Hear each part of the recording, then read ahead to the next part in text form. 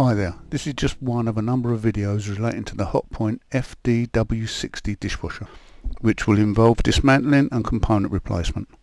I'll also be covering some of the error codes associated with this model during the relevant videos. If you need information about what different error codes mean, visit www.selfix-uk.co.uk and click on the error codes. In this video I'll be removing and refitting the soap and rinse aid dispenser. The main reason you'd need to replace it is if the lid broke off, or there was a rinse aid leak, or it failed to operate due to a faulty solenoid. Although this compartment may be different in appearance on a number of other makes, access to it is pretty much the same, and this video could also be useful on other makes models such as Creda, Indesit, Ariston, Bosch, to name just a few. Before you start work on any domestic appliance, remember to disconnect it from the mains power supply first. Along the inside edge of the door are a number of screws. These hold the front panel on. Undo them from top to bottom, but don't touch the last screw.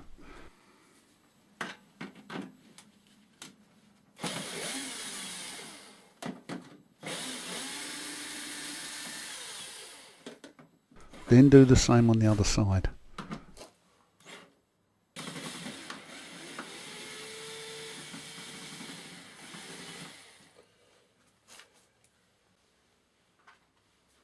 Now grip the lower part of the door panel and lining with one hand while you undo the bottom screw. This will prevent the panel from dropping down. Still holding it, remove the other bottom screw. Support the top of the panel with one hand while you continue to grip the bottom section with the other. This should allow you to close the door without the panel falling out or getting trapped on the kick plate. With the door closed, grip either side of the door panel and ease it down from the control section and it will come free.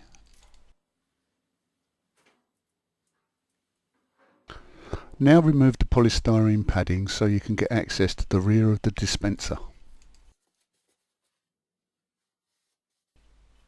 This little white piece of plastic with wires on is a thermistor, and if it's not making good contact with the inner door lining, then the manual says it may cause the 7th neon to start flashing.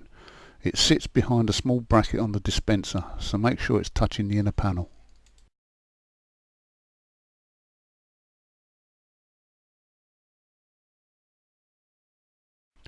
If you're changing the dispenser because it's not working, then you may want to test the solenoid first. As I said earlier, there are a number of reasons why you need to replace the dispenser, and a faulty solenoid is just one of them.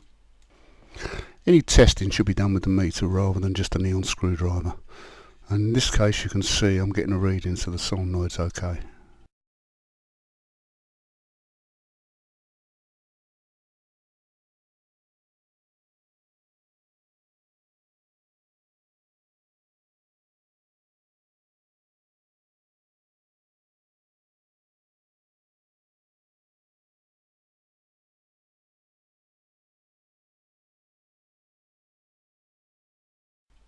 You may want to hold the dispenser in place while you remove the retaining brackets. Normally the seal will hold it tight, but to be on the safe side it is advisable just to give it that extra bit of support from the front while you take the last screw out.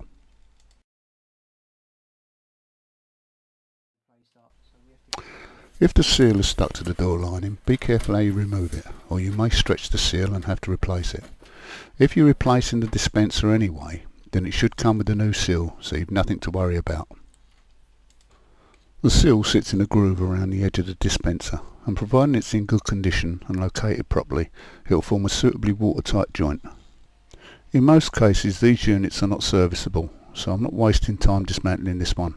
Needless to say, if it's faulty, change it. You may want to rub a bit of silicone between the seal and the dispenser, just to hold it in place. That's fine, whatever makes the job easiest for you. But what you don't want is for the seal to protrude out between the dispenser and the door. This would allow steam to get into the door cavity and possibly short out some of the terminals on the module.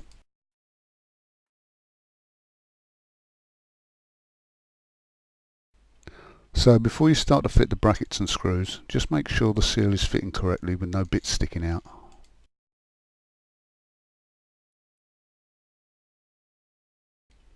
Hold the dispenser in place with one hand while you fit the top bracket, or at least one of the screws. This will then allow you to use both hands to fit the lower bracket.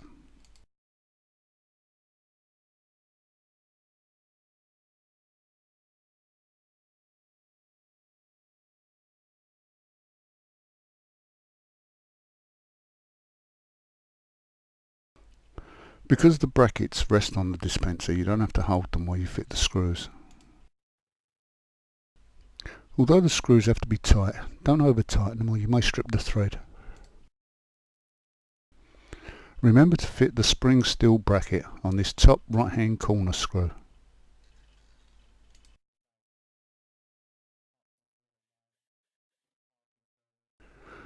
Just to recap, this thermistor is held against the inner door lining by the previously mentioned spring steel bracket, and if it should come adrift, the manual states you would get an error code where the 7th LED would flash. That's the delicate 50 degree. When you've rectified any flashing light error, you'll have to switch the machine off via the on-off button for about 10 seconds, then switch it back on again, and this will clear the fault and reset the module.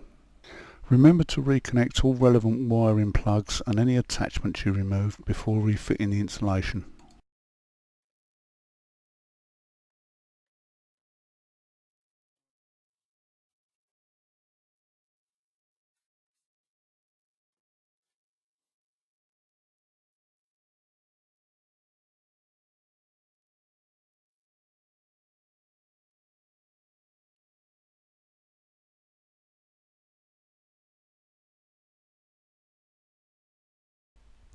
There are two little pegs under the fascia panel that fit into the top of the outer door panel, so it has to be lifted into place before the screws are fitted. When the top of the door panel has been located onto the pegs, grip the bottom of the door assembly to hold both the inner and outer sections of the door together and open it. When it's fully open, keep hold of it and fit one of the bottom screws.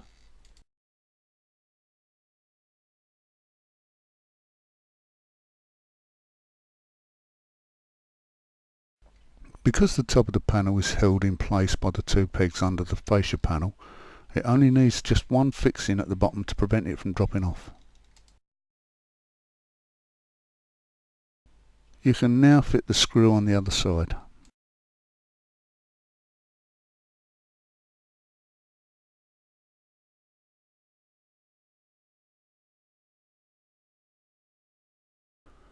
Refit all the remaining screws and the job's done.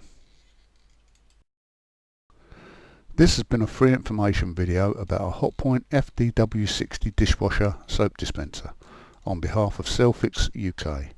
Why not visit our website at www.selfix-uk.co.uk for more helpful tips and spare parts.